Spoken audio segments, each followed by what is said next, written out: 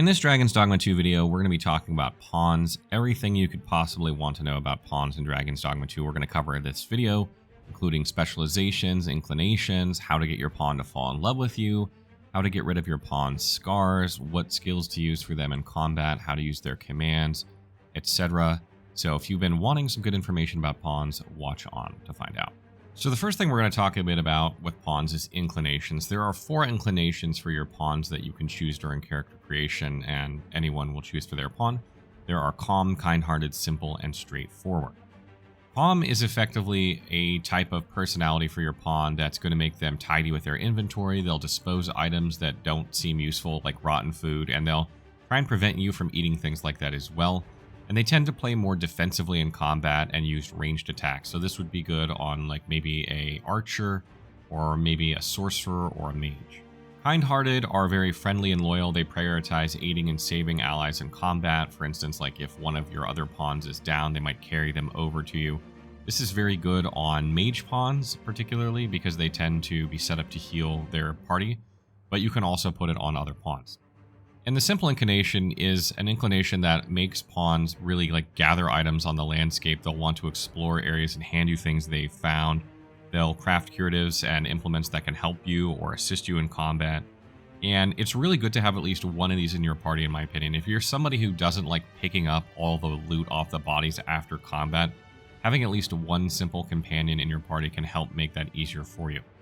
And finally, the straightforward inclination makes more of a blunt, outspoken pawn, someone that's going to say what they're thinking, but they also keep an eye out for enemies during combat, and they tend to charge into the fray in combat and just go all out on offensively in combat. So this would be really good on like a thief or a fighter or warrior, probably somebody that you want to, or even a sorcerer if you just want them to go crazy with their spells in combat. So it's really good to have probably one of these in your party as well. So look for that in at least one of your pawns. And I want to note too that if you are not happy with the choice of inclination for your pawn, what you can do is you can go to the Pawn Guild in Vernworth and you can buy incense from the guild vendor there for rift crystals that will change your pawn's inclination to whatever inclination that you want. And once you have that, you can go rest at a campsite, set up a campsite, and give it to your main pawn and change their inclination. You cannot change the inclination of pawns that you hire that are not your main pawn. But if you're not happy with the way that your main pawn is performing in combat, or after watching this video you want to change it, that is a way you can change it. So next we're going to talk a little bit about pawn specializations. There are 6 specializations for your pawns to choose from in the game. They are Logistician, Chirurgeon, Woodland Wordsmith, Hawker, Forager, and Affinity. And the way you get these specializations in the game is from items that are called tomes. So you're going to find a tome of each one of these specializations, and then you're going to consume it on your pawn in order to give them that specialization. Again, this applies only to your main pawn. You cannot change the specializations of the pawns that you hire. And this allows you to overwrite any specialization a pawn currently has. So if you don't like their specialization, you want to change it, you can with a different tome. And the way you acquire these tomes is usually as quest rewards or gaining favor or affinity with NPCs in the game by giving them gifts or doing escort quests with them. That's typically how you get these, and you can look on the wiki if you want to see the exact NPCs or locations in order to get them. So first, we'll talk a little bit about Logistician. This, when given to a pawn, will make them kind of move stuff around in your packs and also combine items and craft items for you to try and lighten up your load. And it's kind of random what they do. It is useful sometimes and not useful other times. And frankly, I don't think it's that great of a specialization because it can actually end up harming you early on in the game with the ingredients that it consumes to make items that maybe you don't want to consume for that, and it kind of takes the decision making out of your hands on that. Now later in the game, when you have so many materials of certain things, maybe it's better to have, as it can reorganize things in your packs to make things easier, but it's just one that I find isn't super useful overall. The Chirurgeon specialization will allow your pawn to heal other pawns and you with healing items. So if you give them healing potions, then they will use them on you and other party members when they need healing. And this is kind of a double-edged sword, just like Logistician. If you have a mage in your party and they're doing the healing, then you might not want your pawn to burn healing when it's not necessary, and they might anyway.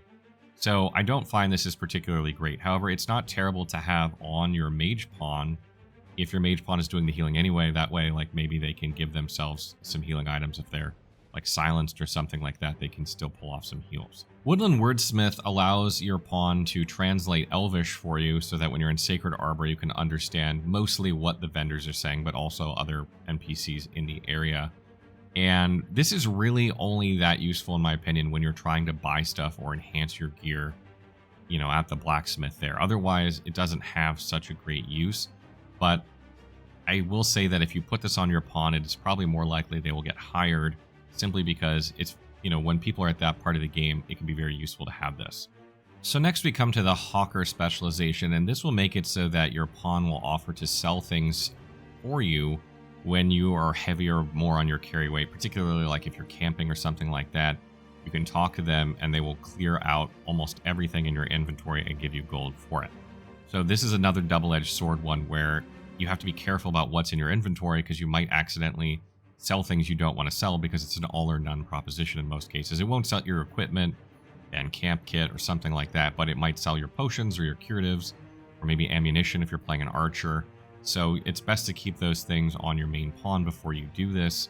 But it can be a great way to clear out your inventory while you're out in the field and without having to run back to town because you're overloaded. So it can be really nice early on in the game. Downside is you just have to make sure that you don't sell things you don't want to sell. So then we come to Forager, which I think is arguably the best specialization for pawns, or at least you'll want one pawn with this. You don't need to have this on all of them. But effectively having a pawn with Forager specialization will do is it'll mark on your map the materials needed to upgrade your equipment for their next upgrades. And if you don't see things on your map, it's because you haven't upgraded your gear at least once, because your first upgrade on all gear is just gold. So it's not going to show anything. So once you have at least one upgrade on a piece of gear, it will show on the map where to get the things you need for the next upgrade. And if you have multiple pieces of equipment upgraded, then it will show those. And if you have your weapon upgraded, it will show where to get the next materials for upgrade. And this can be very, very handy and prevent you the need from like going outside the game to look up where to find something. But again, you only need this on one pawn. And then lastly, the Affinite's specialization will essentially make it so that your pawn stays mostly quiet, so they don't talk as much. If they bother you, you know, when they're talking so much on the landscape, there are a lot of people out there that don't really enjoy the amount of banter that pawns have. I'm not one of them, I enjoy it. But I can see how someone would get annoyed over time playing the game, and you can use this to basically make them quiet or quieter so that you don't have to hear them bantering so much. Another thing you can do with your main pawn is you can set a quest for your pawn at any of the major rift stones. These are usually the ones found in towns. And you're going to interact with the rift stone, and you're going to basically set up an objective for your pawn, and you're going to set a reward. So this could be, you know, acquiring an item, or like something you need for your upgrading your weapon or your armor, for instance, like what I set here. Or it could be like an objective, like setting up, you know, getting an achievement or something like that. And then you slot what the reward is, what you will give this person if they do this, to sort of incentivize them. You can use this as a trade system as well, in order to trade like an item for an item or something like that. And you're going to do that basically in town. So make sure you take advantage of that if there's something you really need. Like maybe, I don't know, maybe you have Dragonsplague and you need a Wakestone or something like that. Maybe you can ask someone for that. And another thing to talk about is quest objectives that you're trying to complete and whether pawns have information about that quest. Pawns can gain information from being part of these quests in other worlds when they get summoned there, and they can learn like where to go. And if you go to your quest menu, you'll see like a hand with a number. If you see a blue hand, this means your main pawn has information. And if you see an orange hand with a 1, that means it's the first hired pawn that you hired. And if it's a 2, then it's the second hired pawn. And if you equip a quest or a different quest, this will change, right? Like if certain pawns might not have information about certain quests, but they might have information about other ones. And you can use the go command on your pawn after you selected a quest. If they offer like, hey, I can show you where this is, and then they will take it to, you'll see a flashing hand on the pawn, and it can guide you to where you need to go. Now, there's a downside to this, which is sometimes that they will try and run all the way there. So if you have a vague idea where this quest objective is, you might want to like ox cart to the nearest point and then try and run. Otherwise, they might run you all over the map, but they can get you where you're trying to go if you don't know where to go. And this kind of brings us to the commands of pawns. There are 4. There is wait, go, come to me, and help. And you're going to use these in combat and outside of combat a lot. For instance, if you're outside of combat and your health is a bit low from combat, you want healing, you can say help me, and your mage pawn will heal you. Or maybe you're at full health and you want them to buff you with like celerity or a weapon buff or something like that before going into combat, you can use Help Me when you're at full health and buff right before going into combat, which is nice. Or maybe your pawns are off fighting something, or maybe that you jumped across the ravine and they're stuck on the other side. You can use the To Me thing, and if you get far enough away, they'll just teleport to you. So that's really nice as well. And as I mentioned, using the Go command for quests, or maybe they located a chest in the area and they want to show you where it is, you can use the Go command. And obviously, if you want them to not interact with what you're doing, like you want them to wait somewhere, you can use Wait. This is helpful if you're trying to do a quest or something like that, whereas if they attack the wrong person, it might fail the quest for you. I do recommend dismissing them rather than telling them wait, because sometimes they get impatient and don't wait anyway, but you can use the wait command as well. Now, there are a few more interactions with pawns as well. This is a huge video on pawns. There are a lot of things. For instance, you can gain affinity with your own pawn, and your pawn can actually fall in love with you if you gain high enough affinity. And the way you gain affinity with your pawns is by talking to your pawn. You can high-five your pawn after combat. You can go to hot springs with your pawn. You can use the barber on your pawn. And these things have, as far as I understand, a 10-minute cooldown before you can do them again. But essentially, if you hit enough affinity with them, they will fall in love with you. It does have a little bit of an implication in terms of the ending a little bit. And also, your pawns will lose affinity with you if they die. So the more they die, the lower their affinity is going to be. And the more you do these things, the higher it will be. So if you want your pawn to fall in love with you, I suggest doing these things regularly. The most important one being using the barber. That'll give you the most, but you're probably not going to do that all the time. So make sure you talk to your pawn a lot, high-five your pawn, etc., and try and keep them from dying. Now, another thing is that your pawn will gain scars over time as they die, whether that's in combat or they fall into the water or fall off a cliff or whatever, die. They'll gain scars, and you might not like the look of those scars on your pawn, and you can actually clear these if you go to the hot springs on Volcanic Island and use it. Your pawn's scars will be cleared. So that's something, if you don't like the visual appearance of scars on your pawn, go there and do that, and it'll get rid of those. Another thing to look out for pawns is something called Dragonsplague, which is a disease that they can get that has no noticeable effects when you're hiring them in the Rift, but then you can start to see when they're in your own world. And this can happen to your main pawn, since pawns can pass it around to each other, and that's how your main pawn can get it. So if you rested an inn, and then you notice that your pawn is behaving weirdly, then they might have Dragonsplague. And we'll go into kind of what exactly that is here. So if your pawn or one of your pawns has Dragonsplague, what's going to happen is that their eyes are going to gradually change to like a reddish purplish color over time. And eventually they'll just become like full red or purple. So you want to be on the lookout for that. They will also start to act weirdly, like they'll have headaches. They will tell you that they don't want to follow your commands. They know what to do. They'll start kind of misbehaving. And these are kind of telltale signs that something is off about them. Now, if you have pawns in your group that you hired that are acting like this, you can simply dismiss them and go hire other pawns. But if it's your main pawn, the easiest way to resolve this issue is to just like throw them into the river and then rehire them at a pawn riftstone somewhere in order to get rid of that. Otherwise, if you take them back to your town and they're far along in their disease and you rest at an inn, it will massacre everyone at that inn.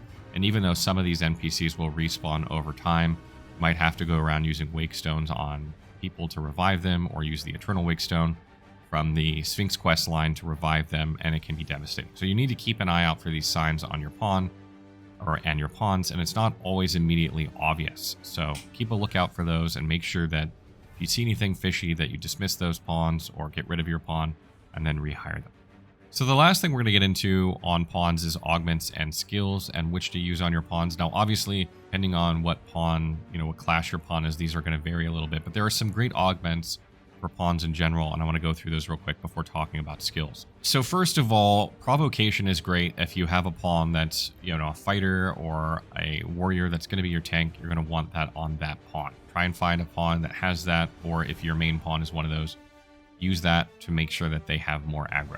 Perpetuation is also great on pawns. This extends the duration of enchantment, so if your mage buffs them with like fire affinity or celerity, it will last longer on them. Consider slotting that on your pawns as well. Vitality is also not a bad one, increasing the health of your pawn, making them more difficult to kill. I really like constancy on pawns as well. This increases the knockdown resistance. One of the most annoying things in the game is being knocked down. So trying to get knockdown resistance higher so that you aren't knocked down or your pawns are knocked down is good. And both Metal and Apotropism are both good. These increase your physical and magic defense by a decent percentage. So if you're trying to keep your pawns alive or prevent them from taking damage a bit more, both of those are also good. Now let's talk about skills on your pawns in the game. So you can slot up to 4 skills on your pawns, and they will try and use all of the skills that you have slotted. And obviously the effectiveness of which they use those skills is going to vary depending on what class they are and what skills that you have set up. But keep in mind like how your pawn is going to behave in combat. Watch them in combat and sort of see what they're doing. For instance, on my mage, I have 4 buff spells, and she will cycle through those 4 buff spells pretty regularly, in my opinion. And it's not always great. Sometimes she's healing when she doesn't need to heal. Sometimes she's buffing when I need healing. And it's not always perfect. So you can reduce the randomness by reducing the amount of skills that a pawn has. And obviously the pluses of that are that you're going to get more regular use of the skills you want. The negatives are there's less skill selection. So keep that in mind. For instance, on a sorcerer pawn, if you have like Meteorin or you have Maelstrom slotted, your pawn will try and cast those spells somewhat regularly, and they have long cast times. So if you're fighting like, I don't know, a couple lizards or something, and they're trying to cast Maelstrom, by the time they cast it, they might already be dead, and that can be unuseful. Some people like to set up these 2 spells only on their sorcerer, so that's what they're using all the time. And the pros of that are that when you're fighting like, I don't know, a Drake or a Cyclops or an Ogre, some bigger enemy, they're going to absolutely wreck them when this spell goes off. The downside is they're less effective, you know, at regular combat. So you kind of have to decide like, where do you want your sorcerer to be really strong? You know, and then you can also throw in other spells as well, and they might cycle those in and use them on some of the easier fights, but they might also try and cast the longer spells on some of the easier fights too. So you can find a middle ground, but you know, you want to factor those things in when you're trying to decide what skills to slot on a sorcerer. And there are other things to factor in. For instance, if you slot the Archer Meister skill or the Mage's Meister skill, it completely drains them of stamina when they use those skills. So what if they lead off with that skill and now they're completely drained of stamina? That might not be something that you want. So you really need to think about like what skills you want to slot, what ones seem to be working well for you when you're playing those vocations, and what do you think a pawn would use well. For instance, if you use like Erupting Shot on your archer pawn, but you don't give them any arrows, they're not going to use that skill. So these are also things you need to think about.